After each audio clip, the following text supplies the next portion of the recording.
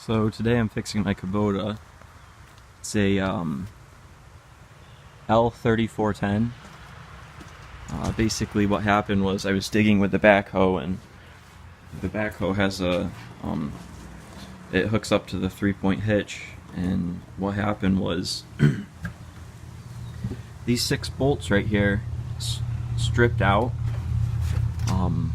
They have built-in threads on each one into the actual tractor frame itself, and they were only threaded in about a quarter of the way, about to right there, which is barely anything. There's probably about three-quarter deep holes that it can thread into, but for some reason they used small 1-inch long bolts to secure it in. So I went and I got 1.5-inch bolts, and I took my tap and die set and I redid the holes with one of them in there right here.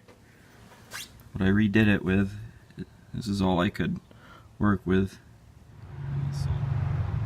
There we go. It's a 12mm 1.75.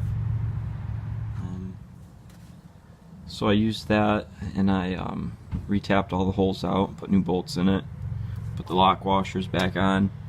Unfortunately, I had to take off most of the seat and most of the stuff up there, because this part actually twisted, so I couldn't line the holes up, so I actually had to take that off of it in order to tap these out.